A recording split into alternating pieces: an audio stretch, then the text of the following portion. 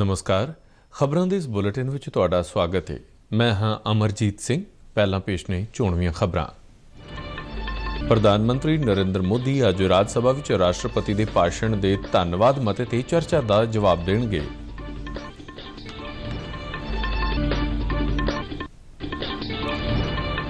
युवा मामले ते खेड मंत्री अनुराग सिंह ठाकुर अनुसार पिछले 8 वरियां विच उत्तर पूर्व विच अतवाद की गतिविधियां 99% घटियां।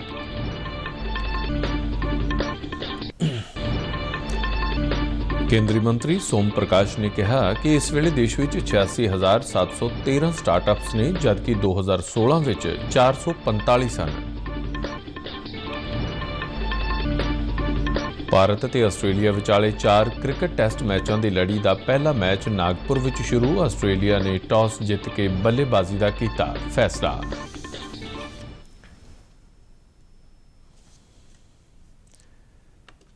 ते हुण खबरां विस्तार नाल। प्रधानमंत्री नरेंद्र मोदी अज बाद दोपहर 2 बजे राज सभा में राष्ट्रपति के भाषण के धन्यवाद मते ते चर्चा का जवाब देंगे। राज सभा के चेयरमैन जगदीप धनखड़ ने कल सदन नूं दस्सिया सी प्रधानमंत्री संसद के दोनों सदनों की संयुक्त बैठक में राष्ट्रपति द्रौपदी मुर्मू के भाषण ते धन्यवाद प्रस्ताव ते चर्चा का जवाब देंगे। प्रधानमंत्री नरेंद्र मोदी भलके उत्तर प्रदेश ते महाराष्ट्र के दौरे ते जाणगे। प्रधानमंत्री सवेरे उत्तर प्रदेश ग्लोबल इन्वेस्टर्स सम्मेलन 2023 का लखनऊ में उद्घाटन करेंगे। इस तो इलावा वह आलमी व्यापार शो का भी उद्घाटन करेंगे और निवेश यूपी 2.0 लॉन्च करेंगे। दोपहर बाद प्रधानमंत्री महाराष्ट्र के मुंबई पहुंचणगे, जिथे प्रधानमंत्री मुंबई सलारपुर वंदे भारत ट्रेन और मुंबई साईनगर शिरडी वंदे भारत ट्रेन नूं छत्रपति शिवाजी महाराज टर्मिनल्स तो झंडी दिखा के रवाना करेंगे। इस दे नाल ही देश विच वंदे भारत ट्रेनों की गिणती 10 हो जाएगी। इस तो इलावा प्रधानमंत्री 2 सड़की project Santa Cruz Chembur link road और कुरार अंडरपास प्रोजेक्ट भी राष्ट्र नूं समर्पित करेंगे।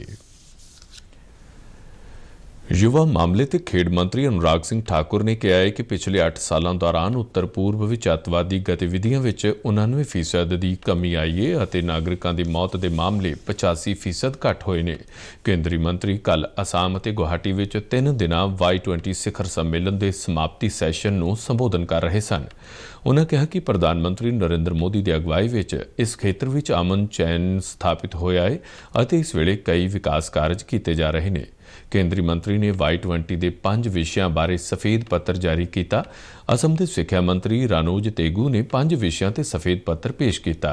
केंद्रीय मंत्री अनुराग सिंह ठाकुर ने कहा कि 5 विषय G20 के विकास एजेंडे में योगदान और सहयोग करने लई नौजवानों के असाधारण मौके पेश करते हैं। The enthusiasm of youth, the Y20 forum will be crucial as we discuss the modalities and mechanism for developing well-crafted policy recommendations by the youth representatives for relevant G20, Y20 priority agenda.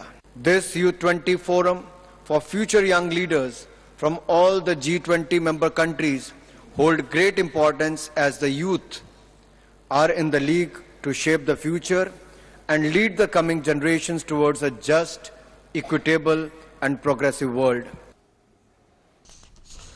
उन्होंने कहा कि भारत लई G20 की प्रधानगी माण का समा है। उन्होंने कहा कि G20 मीटिंगों में लोगों की भागीदारी किसी भी होर मैंबर देश के मुकाबले भारत में ज्यादा है, क्यों जो असी सबका साथ सबका विकास विच विश्वास करते हाँ। इलैक्ट्रॉनिक्स सूचना तकनीक और संचार मंत्री अश्विनी वैष्णव अज नवी दिल्ली में डिजिटल पेमेंट उत्सव और एक व्यापक अभियान योजना लॉन्च करेंगे। आज़ादी का अमृत उत्सव और G20 प्रधानगी के चल रहे समागम दौरान डिजिटल पेमेंट उत्सव का व्यापक अभियान शुरू करने की योजना बनाई गई है। यह उत्सव इस साल 9 फरवरी तो 9 अक्तूबर तक मनाया जाएगा। इसका उद्देश्य देशव्यापी डिजिटल अदायगी को हुलारा देना है। इस उत्सव दौरान लखनऊ, हैदराबाद, पुणे और बेंगलोर में G20 आर्थिक कार्य समूह के वधेरे ध्यान दिता जाएगा। ਕੇਂਦਰ ਸਰਕਾਰ ਨੇ ਕਿਹਾ ਹੈ ਕਿ ਦੇਸ਼ ਵਿੱਚ ਪ੍ਰਮਾਣਿਤ ਸਟਾਰਟਅਪਸ ਦੀ ਗਿਣਤੀ 2016 ਵਿੱਚ 445 ਸੀ, ਜੋ ਵੱਧ ਕੇ 2022 ਵਿੱਚ 86,713 ਹੋ ਗਈ ਹੈ। ਵਣਜ ਤੇ ਉਦਯੋਗ ਮੰਤਰੀ ਸੋਮ ਪ੍ਰਕਾਸ਼ ਨੇ ਕਿਹਾ ਕਿ ਵੱਧ ਤੋਂ ਵੱਧ ਕਰੀਬ 10,000 ਸਟਾਰਟਅਪਸ IT ਖੇਤਰ ਵਿੱਚ ਸਥਾਪਿਤ ਕੀਤੇ ਗਏ ਨੇ, ਜਦਕਿ 8,000 ਸਿਹਤ ਸੰਭਾਲ ਅਤੇ ਜੀਵ ਵਿਗਿਆਨ ਖੇਤਰ ਵਿੱਚ ਸਥਾਪਿਤ ਕੀਤੇ ਗਏ ਨੇ। ਉਨ੍ਹਾਂ ਕਿਹਾ ਕਿ ਦੇਸ਼ ਭਰ ਵਿੱਚ ਨਵਾਚਾਰ ਅਤੇ ਉਦਮਤਾ ਨੂੰ ਉਤਸ਼ਾਹਿਤ ਕਰਨ ਤੇ ਹੱਲਾਸ਼ੇਰੀ ਦੇਣ ਲਈ ਸਰਕਾਰ ਵੱਲੋਂ ਸਟਾਰਟਅਪਸ ਇੰਡੀਆ ਪਹਿਲ ਤਹਿਤ ਕਈ ਕਦਮ ਚੁੱਕੇ ਗਏ ਨੇ। ਉਨ੍ਹਾਂ ਕਿਹਾ ਕਿ ਦੇਸ਼ ਦੇ 80% ਜ਼ਿਲ੍ਹਿਆਂ ਵਿੱਚ ਤਕਰੀਬਨ ਹਰੇਕ ਸੂਬੇ ਤੇ ਕੇਂਦਰ ਸ਼ਾਸਿਤ ਪ੍ਰਦੇਸ਼ ਵਿੱਚ ਘੱਟੋ-ਘੱਟ ਇੱਕ ਪ੍ਰਮਾਣਿਤ ਸਟਾਰਟਅਪ ਲਗਾਇਆ ਗਿਆ ਹੈ। ਭਾਰਤੀ ਰਿਜ਼ਰਵ ਬੈਂਕ ਨੇ ਸਿੱਕਿਆਂ ਦੀ ਵੰਡ ਵਿੱਚ ਸੁਧਾਰ ਲਈ ਕੁਝ ਪ੍ਰਮੁੱਖ ਬੈਂਕਾਂ ਦੇ ਸਹਿਯੋਗ ਨਾਲ QR ਕੋਡ ਆਧਾਰਿਤ ਸਿੱਕਿਆਂ ਦੀ ਵੈਂਡਿੰਗ ਮਸ਼ੀਨ ਸ਼ੁਰੂ ਕਰਨ ਦਾ ਐਲਾਨ ਕੀਤਾ ਹੈ। ਇਹ ਤਕਨੀਕ ਯੋਜਨਾ ਦੇਸ਼ ਦੇ 12 ਸ਼ਹਿਰਾਂ ਵਿੱਚ 19 ਥਾਵਾਂ ਤੇ ਸ਼ੁਰੂ ਹੋਵੇਗੀ। ਬੈਂਕ ਨੇ ਕਿਹਾ ਹੈ ਕਿ ਇਹ ਵੈਂਡਿੰਗ ਮਸ਼ੀਨਾਂ UPI ਦੀ ਵਰਤੋਂ ਕਰਕੇ ਗਾਹਕ ਦੇ ਖਾਤੇ 'ਚੋਂ ਡੈਬਿਟ ਦੇ ਰੂਪ ਵਿੱਚ ਸਿੱਕੇ ਦੇਣਗੀਆਂ। ਇਹਨਾਂ ਵੈਂਡਿੰਗ ਮਸ਼ੀਨਾਂ ਨੂੰ ਰੇਲਵੇ ਸਟੇਸ਼ਨਾਂ, ਸ਼ਾਪਿੰਗ ਮਾਲ ਅਤੇ ਮਾਰਕੀਟ ਪਲੇਸ ਵਰਗੇ ਜਨਤਕ ਥਾਵਾਂ ਤੇ ਸਥਾਪਿਤ ਕਰਨ ਦੀ ਯੋਜਨਾ ਹੈ।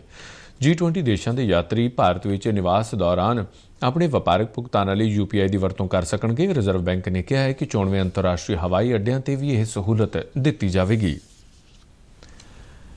ਭਾਰਤ ਨੇ ਆਪਰੇਸ਼ਨ ਦੋਸਤ ਤਹਿਤ ਭੂਚਾਲ ਪ੍ਰਭਾਵਿਤ ਤੁਰਕੀ ਲਈ ਰਾਹਤ ਸਮੱਗਰੀ, ਉਪਕਰਣ ਅਤੇ ਕਰਮਚਾਰੀਆਂ ਸਮੇਤ ਇੱਕ ਹੋਰ C-17 ਜਹਾਜ਼ ਭੇਜਿਆ ਹੈ। ਵਿਦੇਸ਼ ਰਾਜ ਮੰਤਰੀ V ਮੁਰਲੀਧਰਨ ਨੇ ਰਾਹਤ ਸਮੱਗਰੀ ਨਾਲ ਭਰੇ ਇਸ ਜਹਾਜ਼ ਨੂੰ ਫਲੈਗ ਆਫ ਕਰਕੇ ਰਵਾਨਾ ਕੀਤਾ। ਕੇਂਦਰੀ ਮੰਤਰੀ ਨੇ ਦੱਸਿਆ ਹੈ ਕਿ ਇਸ ਜਹਾਜ਼ ਵਿੱਚ NDF ਦੀ ਬਚਾਅ ਅਤੇ ਰਾਹਤ ਟੀਮ, ਵਾਹਨ, ਸਾਜ਼ੋ ਸਮਾਨ, ਕੁੱਤਿਆਂ ਦੇ ਦਸਤੇ ਅਤੇ ਬਖਤਰਬੰਦ ਗੱਡੀਆਂ ਸ਼ਾਮਲ ਨੇ। ਇਸ ਤੋਂ ਪਹਿਲਾਂ ਰਾਹਤ ਸਮੱਗਰੀ ਦੇ ਨਾਲ ਅਜਿਹੇ 4 ਜਹਾਜ਼ ਭੇਜੇ ਜਾ ਚੁੱਕੇ ਨੇ। ਬਚਾਅ ਅਤੇ ਰਾਹਤ ਕਾਰਜਾਂ ਵਿੱਚ ਸਹਾਇਤਾ ਕਰਨ ਲਈ ਰਾਹਤ ਸਮੱਗਰੀ ਲਿਜਾਣ ਵਾਲਾ ਇੱਕ ਹੋਰ C-130 ਜਹਾਜ਼ ਸੀਰੀਆ ਪਹੁੰਚ ਗਿਆ ਹੈ। ਤੁਰਕੀ ਤੇ ਸੀਰੀਆ ਲਈ ਚਲਾਏ ਜਾ ਰਹੇ ਆਪਰੇਸ਼ਨ ਦੋਸਤ ਬਾਰੇ ਮੀਡੀਆ ਨੂੰ ਜਾਣਕਾਰੀ ਦਿੰਦੇ ਹੋਏ ਵਿਦੇਸ਼ ਮੰਤਰਾਲਾ ਵਿੱਚ ਪੱਛਮੀ ਮਾਮਲਿਆਂ ਦੇ ਸਕੱਤਰ ਸੰਜੇ ਵਰਮਾ ਨੇ ਕਿਹਾ ਹੈ ਕਿ ਤੁਰਕੀ ਸਰਕਾਰ ਦੀ ਬੇਨਤੀ ਤੇ ਭਾਰਤ ਸਹਾਇਤਾ ਉਪਲਬਧ ਕਰਵਾ ਰਿਹਾ ਹੈ। ਤੁਰਕੀ ਵਿੱਚ ਭਾਰਤੀ ਨਾਗਰਿਕਾਂ ਬਾਰੇ ਵਿਦੇਸ਼ ਮੰਤਰਾਲੇ ਦੇ ਸਕੱਤਰ ਨੇ ਦੱਸਿਆ ਕਿ ਉੱਥੇ ਕੁੱਲ 3,000 ਭਾਰਤੀ ਨਾਗਰਿਕ ਨੇ। ਉਨ੍ਹਾਂ ਕਿਹਾ ਕਿ ਪ੍ਰਭਾਵਿਤ ਸੁਦੂਰ ਖੇਤਰ ਵਿੱਚ 10 ਭਾਰਤੀ ਨਾਗਰਿਕ ਫਸੇ ਹੋਏ ਨੇ, ਪਰੰਤੂ ਉਹ ਸੁਰੱਖਿਅਤ ਨੇ। ਇਸੇ ਦੌਰਾਨ ਤੁਰਕੀ ਅਤੇ ਸੀਰੀਆ ਦੇ ਵਿਨਾਸ਼ਕਾਰੀ ਭੂਚਾਲ ਨਾਲ ਮਰਨ ਵਾਲਿਆਂ ਦੀ ਗਿਣਤੀ ਵੱਧ ਕੇ 15,000 ਹੋ ਗਈ ਹੈ। ਰਾਹਤ ਏਜੰਸੀਆਂ ਤੇ ਬਚਾਅ ਕਰਨ ਵਾਲਿਆਂ ਨੇ ਕਿਹਾ ਹੈ ਕਿ ਮਲਬੇ ਵਿੱਚ ਅਜੇ ਵੀ ਕਾਫੀ ਲੋਕਾਂ ਤੇ ਦੱਬੇ ਹੋਣ ਕਾਰਨ ਮੌਤਾਂ ਦੀ ਗਿਣਤੀ ਹੋਰ ਵੱਧ ਸਕਦੀ ਹੈ।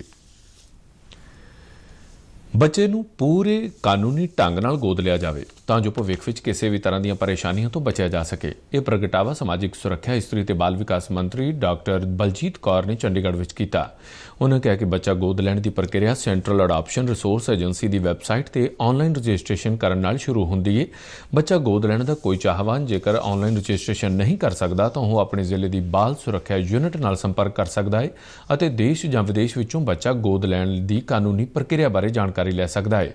ਉਨ੍ਹਾਂ ਦੱਸਿਆ ਕਿ ਸਮਾਜਿਕ ਸੁਰੱਖਿਆ ਵਿਭਾਗ ਵੱਲੋਂ ਮੌਜੂਦਾ ਵਰ੍ਹੇ ਦੌਰਾਨ 37 ਬੱਚੇ ਦੇਸ਼ ਵਿੱਚ ਅਤੇ 5 ਬੱਚੇ ਦੇਸ਼ ਤੋਂ ਬਾਹਰ ਗੋਦ ਦਿਵਾਏ ਗਏ ਨੇ।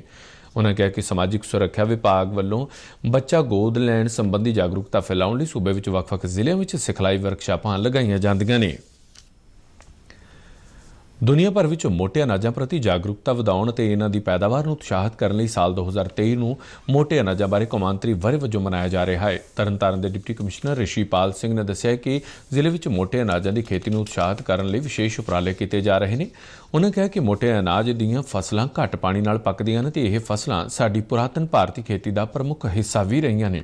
ਉਨ੍ਹਾਂ ਨੇ ਇਸ ਸੰਬੰਧੀ ਖੇਤੀਬਾੜੀ ਵਿਭਾਗ ਦੇ ਅਧਿਕਾਰੀਆਂ ਨੂੰ ਜ਼ਿਲ੍ਹੇ ਵਿੱਚ ਮੋਟੇ ਅਨਾਜਾਂ ਦੀ ਖੇਤੀ ਕਰਨ ਲਈ ਪ੍ਰੇਰਿਤ ਕਰਨ ਅਤੇ ਤਕਨੀਕੀ ਜਾਣਕਾਰੀ ਮੁਹੱਈਆ ਕਰਵਾਉਣ ਦੀ ਹਦਾਇਤ ਦਿੱਤੀ। ਪੱਛਮੀ ਗੜਬੜੀ ਕਾਰਨ ਅੱਜ ਤੋਂ ਪੰਜਾਬ ਦੇ ਕਈ ਜ਼ਿਲ੍ਹਿਆਂ ਵਿੱਚ ਮੀਂਹ ਪੈਣ ਦੀ ਸੰਭਾਵਨਾ ਹੈ। ਚੰਡੀਗੜ੍ਹ ਵਿਚਲੇ ਮੌਸਮ ਵਿਭਾਗ ਅਨੁਸਾਰ ਪੰਜਾਬ ਵਿੱਚ ਭਲਕ ਤੱਕ ਬੱਦਲ ਛਾਏ ਰਹਿਣ ਦੀ ਸੰਭਾਵਨਾ ਹੈ ਤੇ ਕੁਝ ਥਾਵਾਂ ਤੇ ਹਲਕੀ ਬਾਰਿਸ਼ ਅਤੇ ਗਰਜ ਨਾਲ ਛਿੱਟੇ ਪੈਣ ਦੀ ਸੰਭਾਵਨਾ ਹੈ। 11 ਫਰਵਰੀ ਤੋਂ ਬਾਅਦ ਮੌਸਮ ਸਾਫ਼ ਹੋ ਜਾਵੇਗਾ ਤੇ ਪਹਿਲਾਂ ਤੋਂ ਦਿੱਤੇ ਅਨੁਮਾਨ ਮੁਤਾਬਕ 3 ਦਿਨਾਂ ਤੱਕ ਘੱਟੋ-ਘੱਟ ਤਾਪਮਾਨ ਵਿੱਚ 3 ਤੋਂ 4 ਡਿਗਰੀ ਸੈਲਸੀਅਸ ਦਾ ਵਾਧਾ ਹੋਵੇਗਾ। ਕੱਲ੍ਹ ਜਲੰਧਰ ਦਿਨ ਵੇਲੇ ਸਭ ਤੋਂ ਗਰਮ ਰਿਹਾ ਤੇ ਇੱਥੇ ਵੱਧ ਤੋਂ ਵੱਧ ਤਾਪਮਾਨ 26 ਡਿਗਰੀ ਸੈਲਸੀਅਸ ਦਰਜ ਕੀਤਾ ਗਿਆ। ਖਬਰਾਂ ਦੇ ਬੁਲੇਟਿਨ ਸਾਡੇ ਦਰਸ਼ਕ RNU, DDK ਜਲੰਧਰ ਦੇ YouTube ਚੈਨਲ, Facebook ਪੇਜ ਅਤੇ ਟਵਿੱਟਰ ਹੈਂਡਲ ਤੇ ਵੀ ਦੇਖ ਸਕਦੇ ਨੇ। ਬੁਲੇਟਿਨ ਦੇ ਆਖਰ ਵਿੱਚ ਚੋਣਵੀਆਂ ਖਬਰਾਂ ਇੱਕ ਵਾਰ ਫਿਰ ਤੋਂ। ਪ੍ਰਧਾਨ ਮੰਤਰੀ ਨਰਿੰਦਰ ਮੋਦੀ ਅੱਜ ਰਾਜ ਸਭਾ ਵਿੱਚ ਰਾਸ਼ਟਰਪਤੀ ਦੇ ਭਾਸ਼ਣ ਦੇ ਧੰਨਵਾਦ ਮਤੇ ਤੇ ਚਰਚਾ ਦਾ ਜਵਾਬ ਦੇਣਗੇ।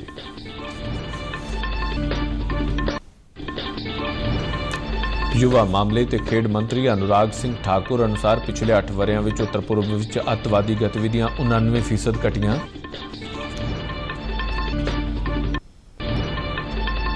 ਕੇਂਦਰੀ ਮੰਤਰੀ ਸੋਮ ਪ੍ਰਕਾਸ਼ ਨੇ ਕਿਹਾ ਕਿ ਇਸ ਵੇਲੇ ਦੇਸ਼ ਵਿੱਚ 86,713 ਸਟਾਰਟਅਪਸ ਨੇ ਜਦਕਿ 2016 ਵਿੱਚ 445 ਸਨ।